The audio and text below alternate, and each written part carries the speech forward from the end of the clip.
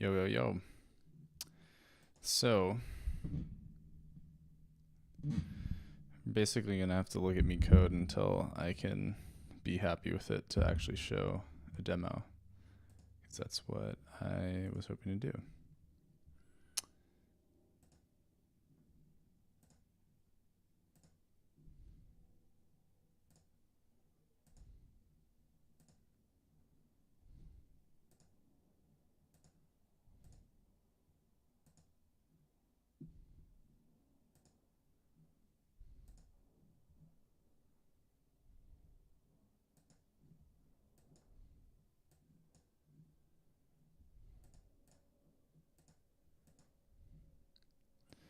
Da da da da da.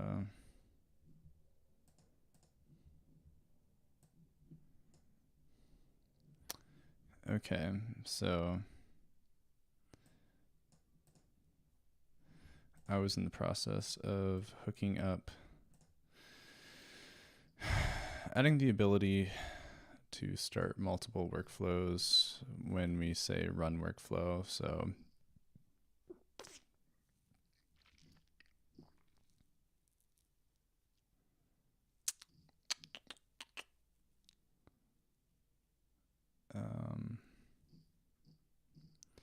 let's see, so we merge all of those. I think that should work. Let's see.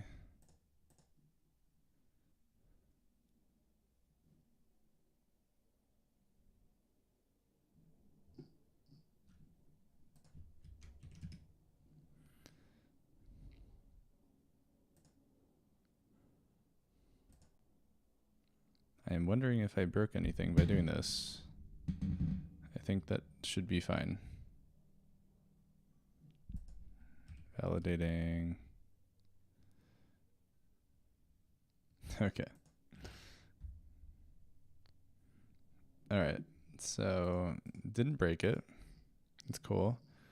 Now we are going to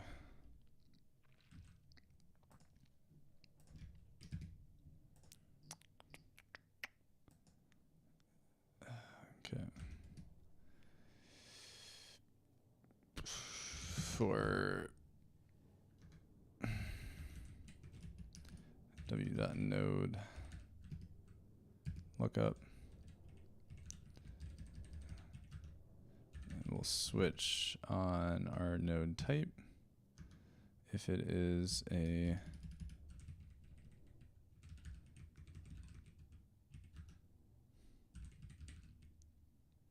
node.route node, then we're going to add that ID. Okay, so what we've effectively done is updated our run workflow call. So if we toss that guy over there, and then an input,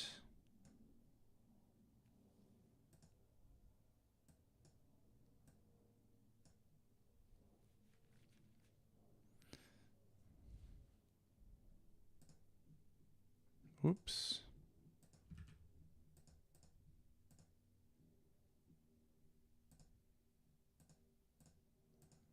It's going to need some love.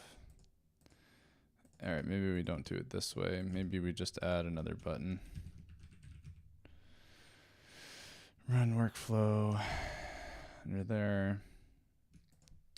But another one that's like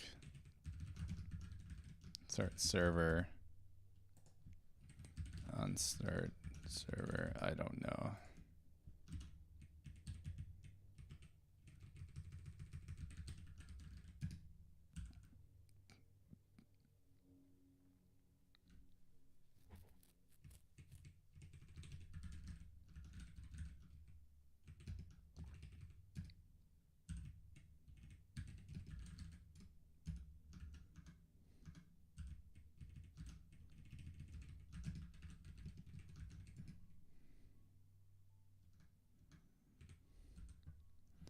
Okay.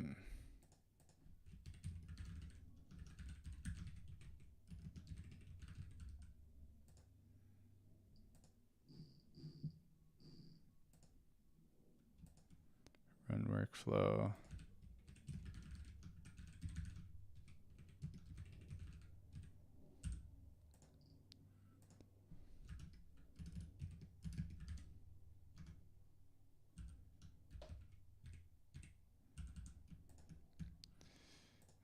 Oh, I love this so much. Go to that type so that we load.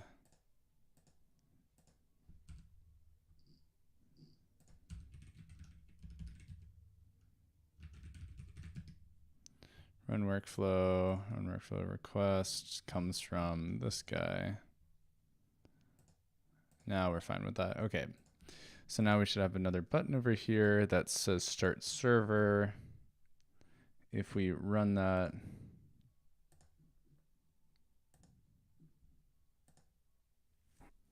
please select the node to run. Oh, I see.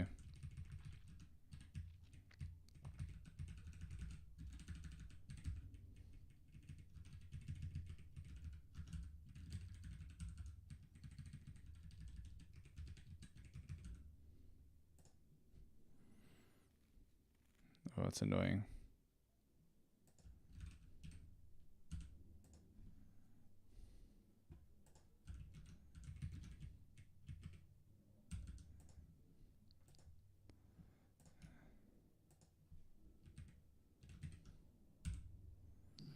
Oh, it's so hacky.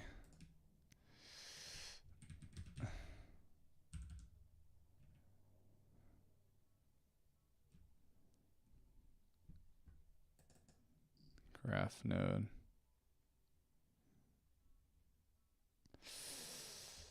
Ooh.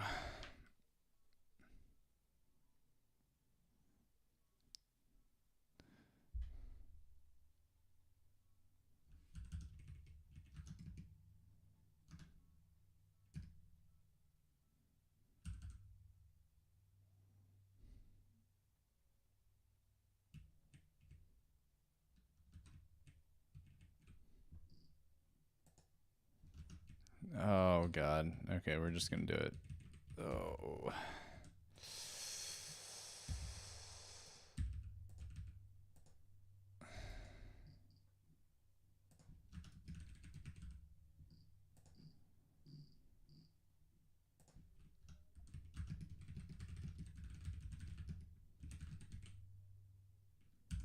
Just make a note. So theoretically, if I say start server, all of my routes have been started. Now, if I go to, oh, come on. 80.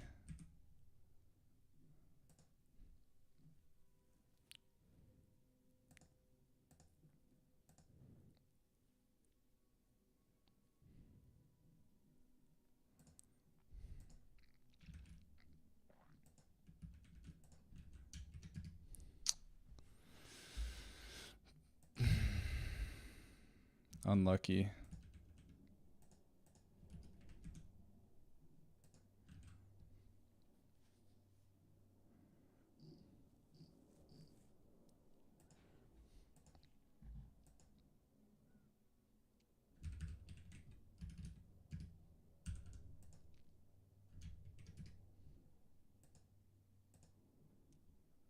Oh, wait. Start server. Let's go. Let's go. Okay. All right, that's fine, though. That's fine.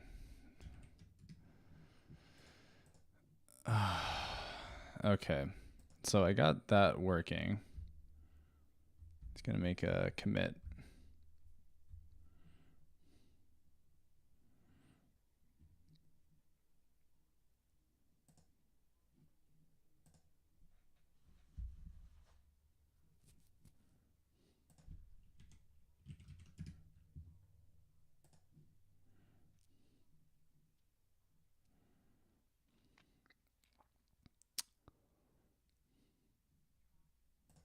All right, so we were saying that this is a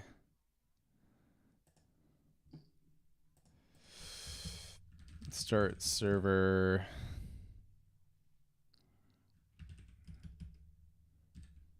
works, brings up multiple workflows at same time for router nodes. Okay, All right, let's get into the meat and potatoes of it. So what have I been working on? Excellent question. Thank you for asking. So we got to bring up Luna Brain here. Okay, so I've been zeroing in on trying to understand exactly what it is I'm building, honestly. It's kind of annoying. So many ideas. But I think what I've been letting myself do with this project is kind of letting my mind wander a little bit in terms of like the thing that excites me and trying to apply the things that I've learned over my years of being a software developer, working at companies, whatnot. And I find that the balance between those two is actually really quite nice, where assuming you have the time and energy to spend on it. So a good example of this is I have been having like conversations with my partner, Aaron, and we just talk about stuff. And actually, I think specifically what we had been doing recently was starting to like come up with like to-do lists of like things that we need to get done in a day. So I'll like whip out my phone and then we'll just hit record on like voice memos. And so afterwards we airdrop that audio file over, and what I had been doing is opening up like the terminal, because this audio file comes in as an M4A, and the goal through here was to use ChatGPT to come up with like a to-do list for things that need to get done. So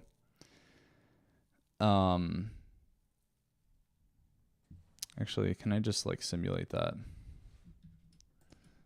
So let's get rid of that guy. So I'm going to open up my phone here. I'm going to open up voice memos.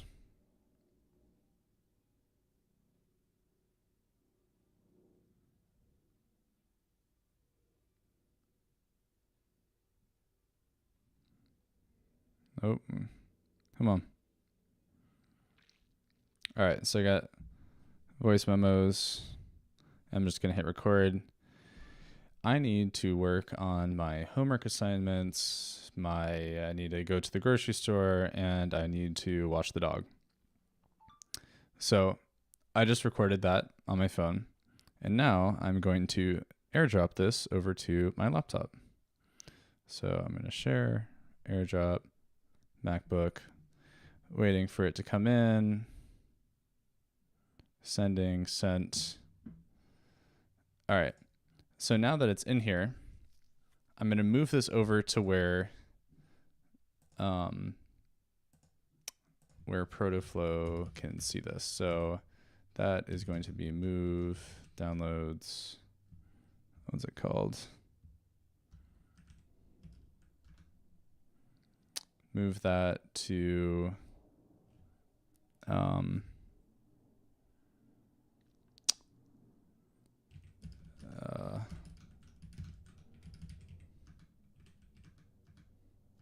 file store. Okay.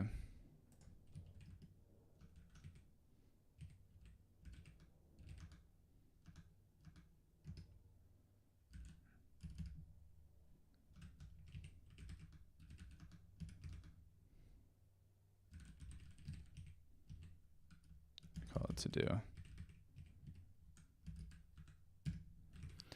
Okay, so now if I reload this page, I'm going to look at the file store resource, and that's going to have that thing that I just recorded. So what I've effectively done here is, and there's a couple more steps that can be optimized, but at least for right now, I've recorded my voice. I now have this file. I can now do what I want to with this file. I can route it through something that converts it into the expected format for Whisper. So M4A needs to be converted to a WAV file, And in order to achieve that, I added, okay, so that's just in between thing. So, so really what I have here, so I have this file that has type, returns the type path because it's like the path to the file. But the thing is, in order for this other block that I have developed, which just calls out into FFmpeg, I need like a from and to. So I have this like intermediate block here. That's kind of like, it feels a little dirty right now, but it converts just like that straight path to the expected format of convert file. And what's really cool about this is I didn't have to generate the types for this. I just had to connect those up to those two blocks. And then when I clicked here and then said like update type, it updates the type for that block. I did have to write like the little tiny bit of code, like it's super small. And this is like one of those minor annoyances that like I want to improve on. So it's like, not that convert request. Yeah. So literally just this, it's so small. So literally just this small little bit of code. That's all that I needed to get in the right format. So once I had that, now I can route it through FFmpeg, I convert the file, and now I can pass that file to Whisper. So this calls out to the Python module for Whisper to transcribe that file. So if we give this guy a run, you can see it kind of in action here. It converted it to temp converted, and now we're transcribing it. So that's the transcription. Those are the words that I said. And what I'm really excited on is what happens after this. So we have our file that comes from here, right? Our to-do list file. We have a convert request, which converts that, or it just sets up the type really. So you can kind of ignore this. This is still work in progress. We can kind of ignore this. Really the only things that matter is we have a file, we convert that file with FFmpeg so that Whisper knows how to transcribe it. Once we transcribe it, we can now drag over an OpenAI prompt, which we can configure. And we'll say like, we'll call this one to-do list. So the prompt for to-do list is given the transcript of me talking about things that I need to do, right? Format me a to-do list using Markdown. And that's just an example prompt. It's just a prompt. You can do whatever you want there. So if I go and run this again, run workflow. So instead of just showing me the transcription at the end, it's actually going to run this through OpenAI. Oh wait, got to save it. Oh, all these little things. All right, so we're running the workflow. We got the transcription. We're calling out to OpenAI. Boom, there is our formatted list. And what's cool is that as you come up with your prompts, you can save those for later and use them. So one of the fun ones that I have here, it's like so my streamer friend, he is a Valorant announcer, or not announcer, he does like VOD reviews of Valorant stuff. So I came up with a prompt that says you are a famous Twitch streamer and Valorant announcer. You do VOD reviews for the player of the game. As you hear concepts, you relate those concepts to Valorant. Your description will be kept to the size of the tweet. So just whatever prompts, right? You toss in whatever prompt you want. I think you guys can connect the dots of what this is capable of doing. But all you have to do is start it with drag and drop and then come up with whatever prompt you want. And from there, the question is, it's like, well, what do you do with this data? And right now it's kind of helpful. I need to improve the chat a little bit. Right now it kind of sucks. But I think if the chat looks a little better, it can be a little more useful. But what's really cool, and I'm going to see if this works. So this is what I'm really excited about. So this chat block is not very aptly named, but we can call it more like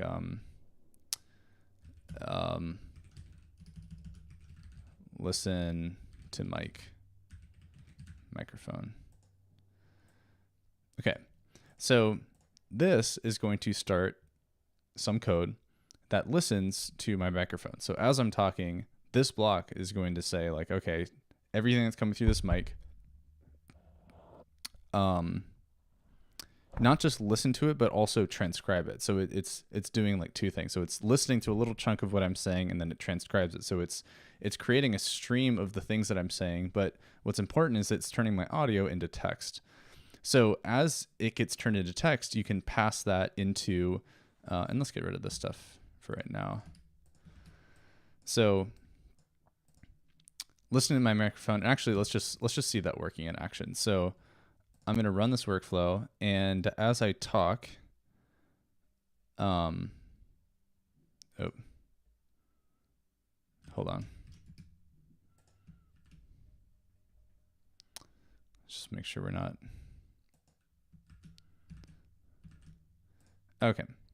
So this should just run by itself. So as I talk, the words that I say should pop up over in this chat as they're transcribed.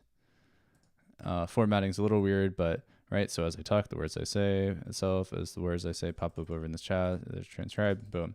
So right now we're doing a live transcription. So things that I say are getting transcribed, and it's a little funky right now. I need to improve how this stuff gets started and cleaned up, but okay. So I can now connect this to that OpenAI prompt that I showed. And for this one, we're going to say, take a description of a program and then write the code for it in the language that was given. So live transcription comes, and right now I have it configured so that you keep, this block will keep in its like working memory what was previously said. So if the code doesn't quite look like the way that you want it, it will constantly improve. So let's give this a shot. So we're going to be talking to our program, and it's going to be coding for us. Let's give it a shot.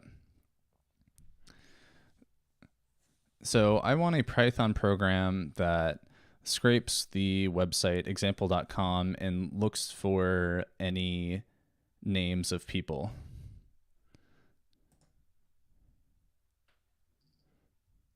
I don't think we're going to quite get it because it looks like the formatting's a little bad. All right, so it seems like the program is intended to scrape the website example.com and extract names of people. Here is a Python code snippet that used beautiful soup library to scrape the website. So super tiny. Let's see if we can maybe copy this. We'll go over here. And then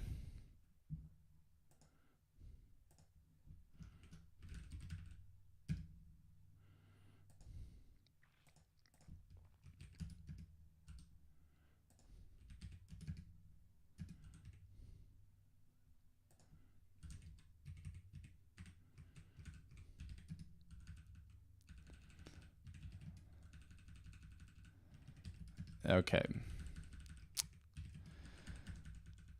Yeah, I need to work on the formatting of this because it'd be really sick if you could have the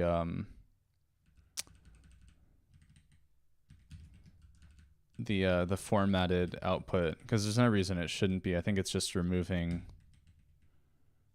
the new lines. Find all.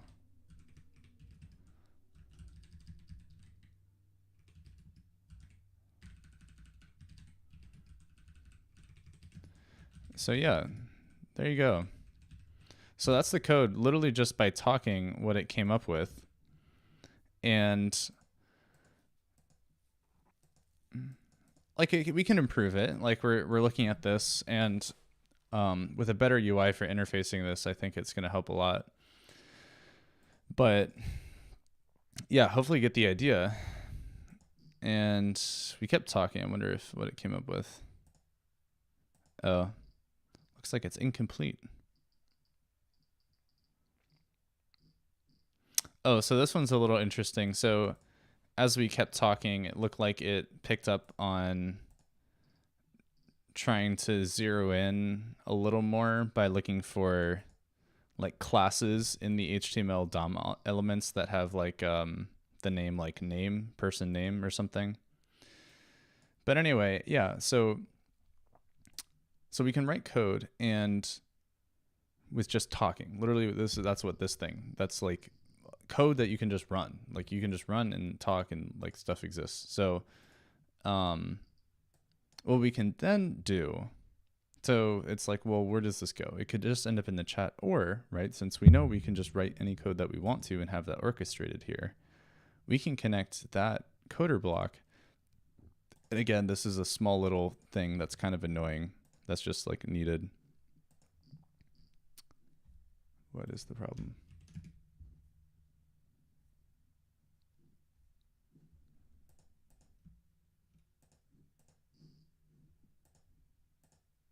Okay. So this is a small little thing. Again, super simple. What does that do? Format message. It just adds the channel ID. So write message is write Discord message. So write Discord message will take the code output that we have. Again, little transform, and then this will write to Discord. So we can see this in action if we go ahead and run again. So write me a program that does something in Python. Oh, we can't send a message. Why can't we send it? I feel like it's going to say empty message. No.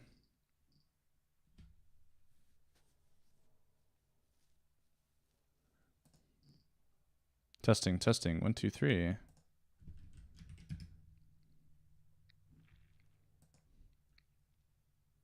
swear this is just working. Was not meant to be.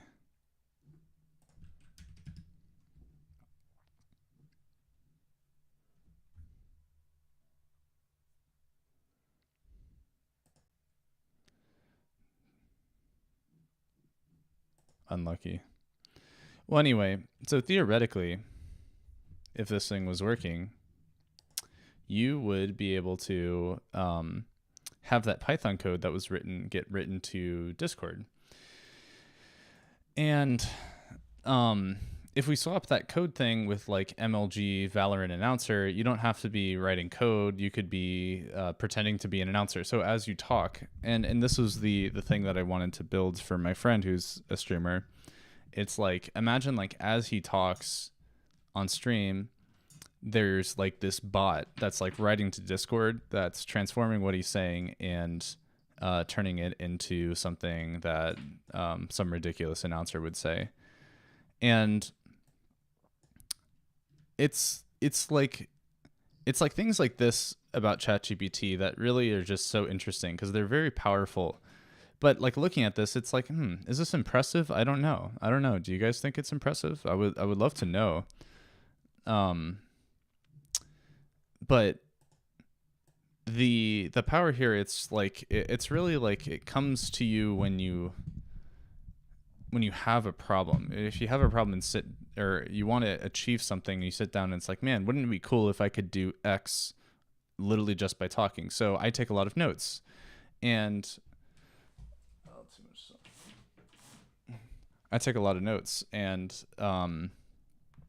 it'd be really cool if I could just write to Logsec, my note-taking tool, by just talking.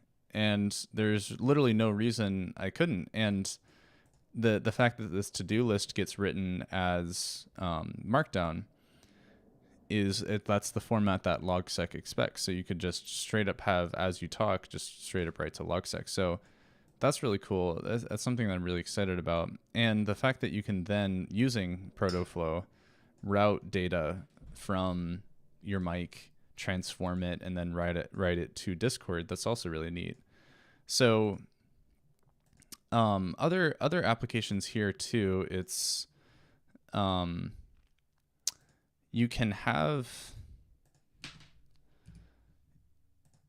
take in a YouTube video, and I have, again, just a small little function. I'm pretty sure this is in Python, that looks up a video, gets the transcript, and then you can, again, apply the same prompt of like, but this time, let's call it summarizer.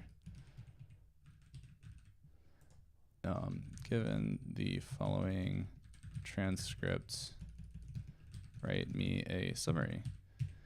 And you don't always have to be specific like this, but I like adding a little bit of context of what the data is, just so that ChatGPT can be a little more aware of what's going on, like with the data that you're providing it, and it usually just gives it better results. So let's see, can I just give this a run? We got a problem.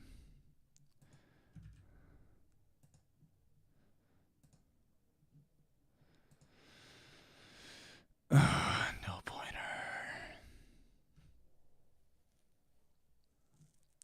Input.resource.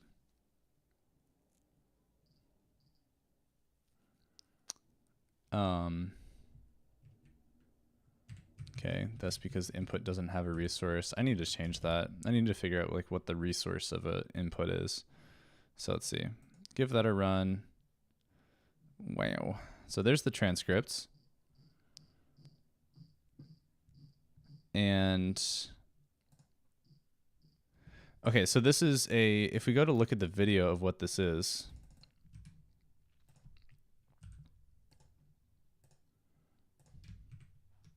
whoops. Okay, give me, so there's the It's been 7 years. This video is about fried chicken from 1735, and there's a transcript there. You can see the text on there. And so all this code is doing, we give it the video ID, it goes out, gets the transcript, and then we run it through the ChatGPT summarizer, and boom, there we go. This transcript is the narration of a video where the narrator discusses tests a recipe for the mid-century fried chicken. So maybe we don't want to summarize. Maybe we want to have it come up with a recipe. Recipe writer. Given the following content, write me a recipe formatted in Markdown. Oh, that's literally it. Sure, why not? So we route that, we give the input, we run that again, and we have ourselves a recipe. There we go. So again, the formatting kind of sucks here, but that's a recipe. 18th century fried chicken, introduction to the recipe.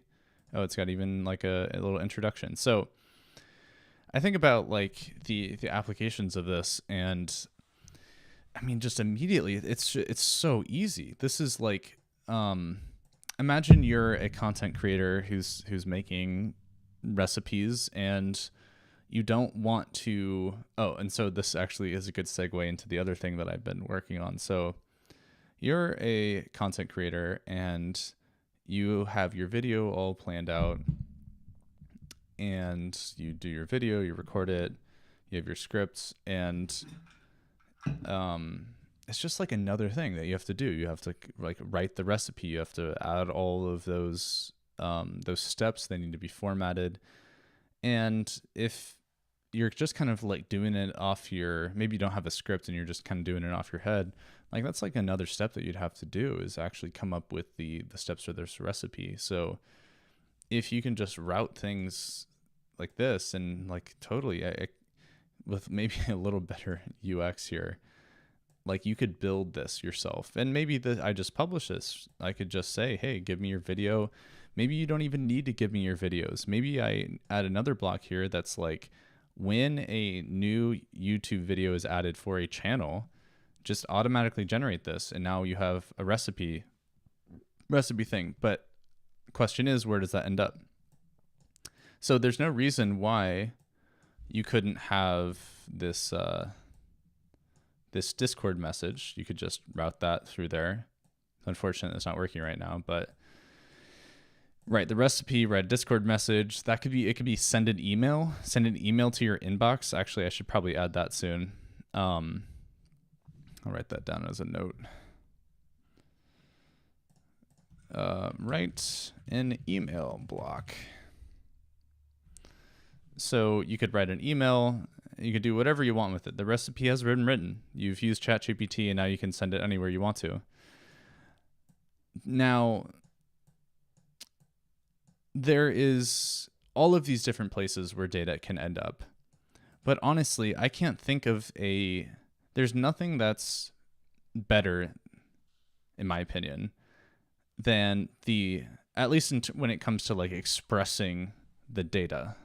Because we've generated this data, we have this recipe, now we want to express it in a creative way. And usually what that means, it's like you make a website. A website's very free form. There's all of these things you can do: CSS, JavaScript, HTML. You could format it all you want. It's very beautiful.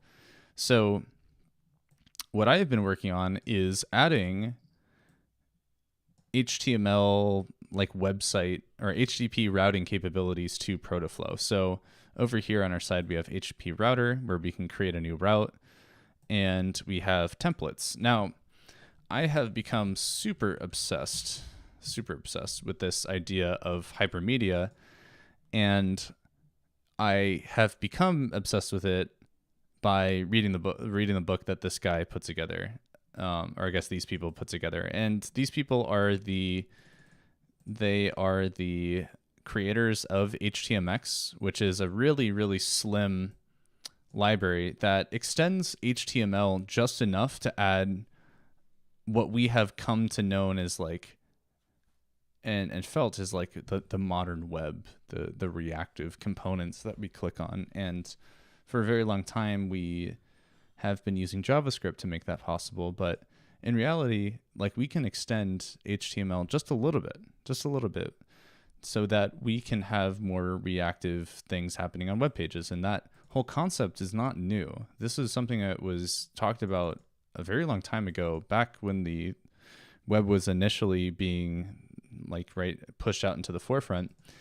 But because JavaScript had really like took hold, and people really liked doing things imperatively with JavaScript, as opposed to like the declarative systems of or the declarative way of expressing HTML, we kind of lost sight of what hypermedia could be. And so I really love the work that these guys have been doing. And this book is fantastic. It's a full-on book. Like, it goes through, it builds this whole narrative around what HTML was, what people were thinking of. It's citing researchers from the area, or from that era. And I'm usually pretty skeptical about new JavaScript libraries, but I think what's really profound about this is that it's really not trying to be a JavaScript library per se. It's just saying like, hey, HTML did not get extended in the way that it needed to in order to have hypermedia capabilities. And a good example of that is, like, from the context of HTML, you can only issue get and post requests. You can't do like a delete. And that's in the HTTP standard, is all of those different verbs. So this book goes into all of it, and this part's a little bit of a chug to read, the hypermedia concepts, but I think it's an important reminder of everything that exists that we have invented. I personally liked reading it, but I think the really compelling points start getting built in this hypermedia-driven web applications with HTMX. It has like a Python backend and with like Flask, I think, and then the front end is driven by HTML, and then it's extended with HTMX. So really, really great read. I think it's not necessarily, it is, and the book will tell you, it will be very honest about its position on this stuff. It's not the future for everything, which is, I think, what a lot of people tend to do with web. It's like we gravitate towards one thing and everyone just like, oh, that's the thing. That's the thing that we do. It's for certain classes of applications, and the classes of applications are things that are just straight CRUD apps, right? Like there's a little bit of reactivity needed so that you have like a polished UI, but it's like, man, do you really need another React app, create React app? Do we need Vite? Do we need all of this JavaScript, Babel, ES module? Like, I am so sick of it. Like, I want just like HTML and CSS, but, and there's a thing that still has me kind of caught up on here is there's the need for types is still very real. And that's what I'm hoping to figure out by building this out. When you have like things going through templates and stored in HTML and maybe a little JavaScript here and there, you definitely miss out on like the types that React can give you. But in my opinion, it's like the types that React gives you, they're like, man, they're kind of like barely there. And even like my computer, like it chugs, it runs out of memory, my IDE, IntelliJ, on certain stuff. And it's just like, man, like I'll take a little bit of like loss of type safety if it means that my computer is not going to chug when I open a project. So anyway, those are the opinions that I have. I'm working on building in these concepts into protoflow because it's really not that hard to add. And in reality, I don't need to implement these things per se, because the thing that I really just need to focus on is making sure that you can like create routers, create HTTP routers, and then return HTML. And if you can do both of those things, you can make an application that you can load from your web browser that's fairly reactive. So I'm going to give a basic example that I managed to put together today, and maybe you can sort of see where I'm going with this. So when I click on Start Server as opposed to Run Workflow, Start Server is going to look for all these routes and it's going to set them up. So you might have noticed all of the wiring that took place over there. So we have two things here. We have test route, which if we hit /test, this will resolve. It will return our test template. This is a full HTML page. So we have the open HTML tag, close HTML, everything in between is going to get rendered. Nothing crazy, it's pretty straightforward. We've added the HTMX library at top there. And then inside of here, we have a form, or I guess, no, this is just like data. So I'm not demonstrating any of so this is a full on Go template, but I don't have any of those details in there. And actually, maybe let me just prove that out. So if I do these brackets, double brackets, dot, close double brackets, that's going to print out all of the variables that are accessible from the context of this template being executed. So in this case, because the parent thing that was called here is the HTTP route, if you print out everything that's in context, is going to be the whole HTTP request that was sent. So that's this test route. And so if we load this page here, we go to that page gets loaded. And I guess we don't see, we need to rerun this. So rerun it, save the workflow. Yeah, we have that template in there. So now we're going to start server. All of the routes got brought up. We're going to reload this page. Whoops.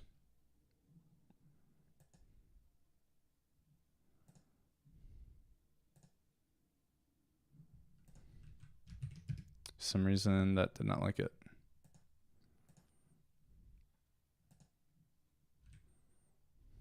Give that page a reload. Okay, that's definitely in there. Say start server, everything should be routed. We reload the page. Weird.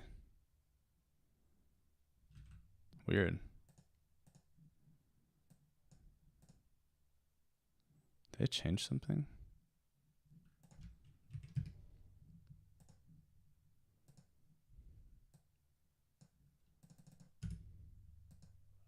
Maybe it doesn't like that. Okay, so we save starting at. Interesting.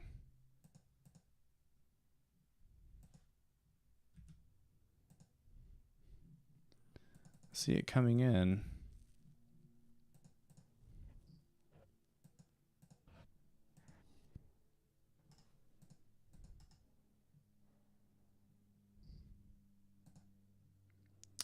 We're not getting it resolved. Why would that be the case?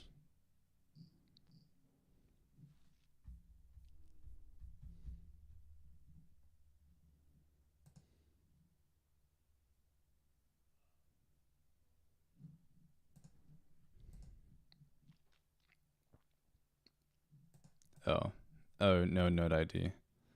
That's probably why. Yeah, there you go. All right, so janky UI, of course, but that's okay. So we've loaded this page, and if we look at the content that was returned here, that was the HTML. And I guess I want to show off the template thing because it's way more powerful, in my opinion, when you see the template. So we're printing out the template there. That's just the things are going to get loaded. Don't select the node ID because that's fucked. Start the server. Everything's wired up. We refresh this page. Damn.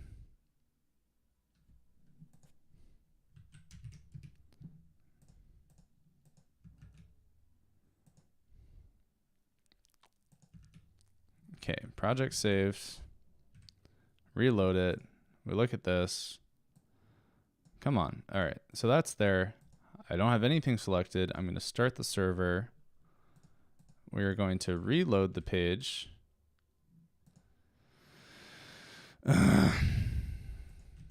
Okay. We are going to get rid of the template because that seems to not be happy. Okay, so we've saved it, unselect everything, start server.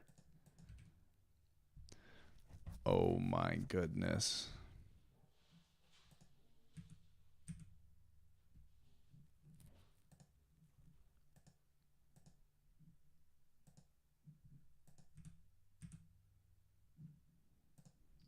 What is going on?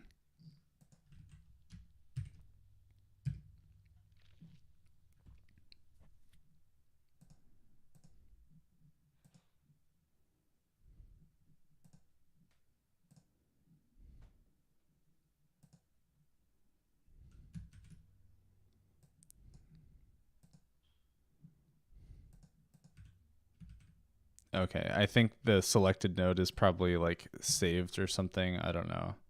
Who knows? I need to improve it. So one more time, we're looking at the response from this. This is HTML.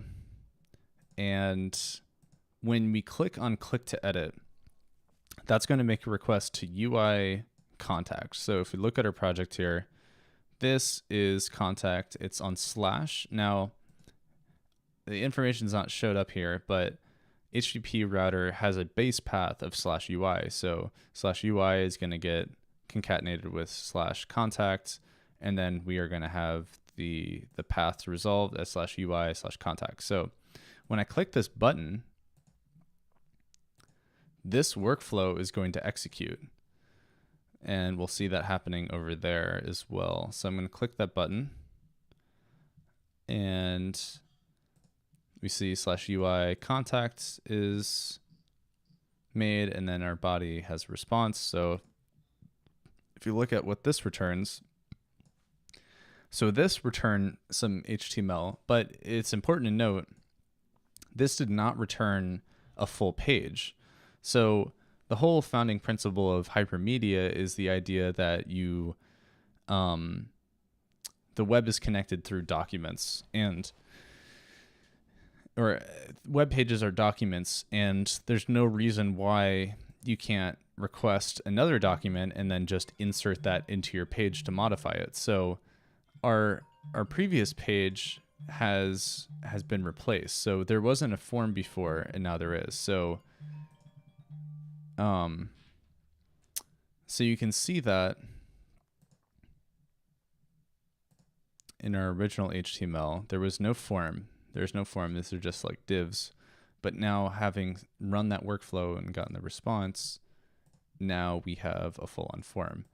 And so I don't have it hooked up here, but if you were to click submit now, that would submit the form, and then it would do a put request to /contact/1. Now it should be, since our base path is /UI, I need to change that to be /UI /contact/whatever. And that /1 or something, maybe that's like an ID that needs to change. So that's where the Go templating will come into play. Basically, there's a lot more to explore here, and these are just like, this is just a dummy example to show that you have a router. We have a router. We have HTML that's getting returned. You can build that up to be a lot more complicated, and you can have that play. You can have this related to your other workflows that you have here. So imagine, instead of writing to Discord here, we actually save this to a doc store. And we're going to call this one recipes. So we store our recipes into recipes, and then we issue a query.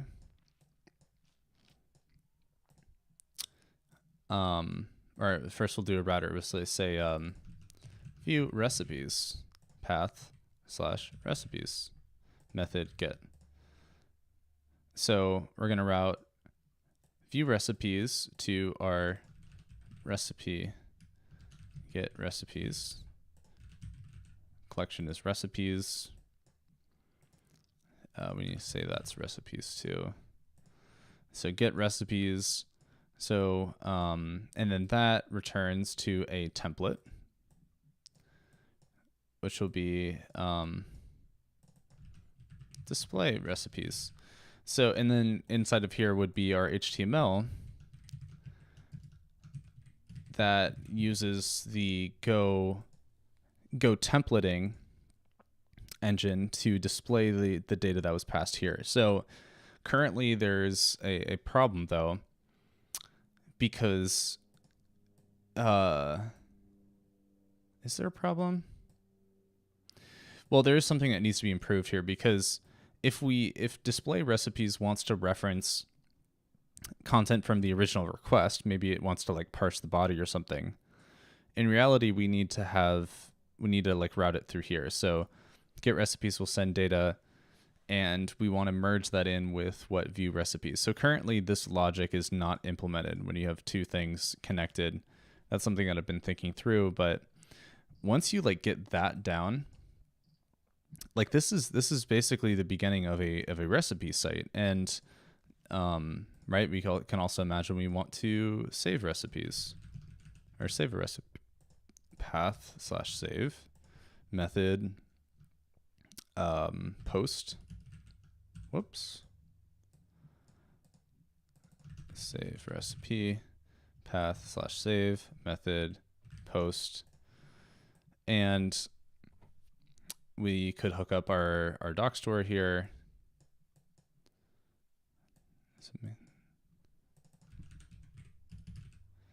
Recipes.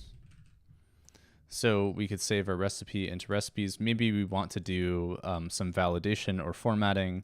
So in reality, what we need here is like a custom function. So if we wanted to write that in JavaScript, we would do that. Curious if this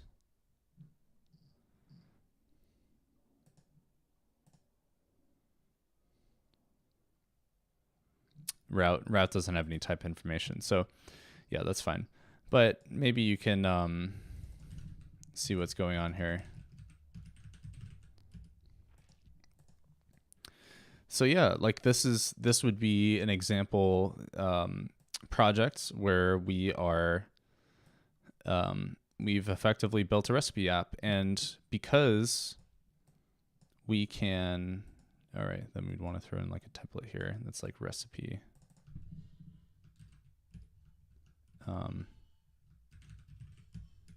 maybe it's like go to recipe,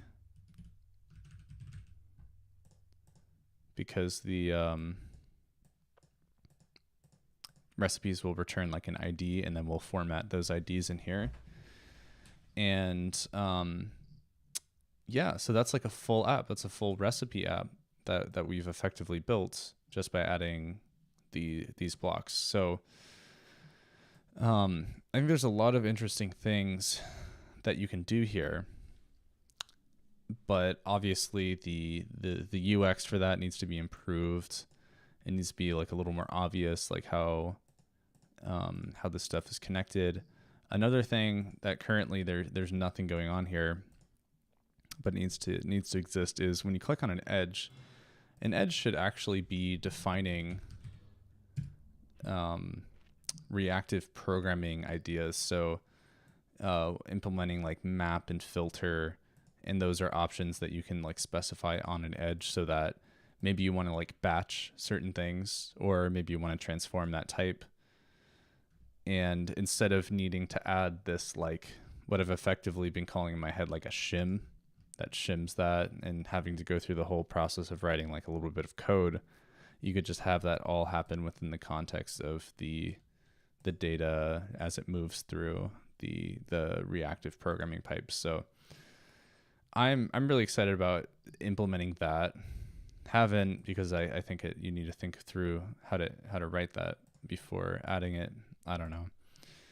So I think the next things that I want to work on here is, since there's so much going on, is I really want to nail down this experience of like talking and then transforming that data with a prompt. And I want to add that to, I want to have that be provided by LunaBrain. So protoflow as it exists, this is going to be like a standalone framework. It's going to be really good at managing workflows, but it really shouldn't have much of an idea of like specific block types.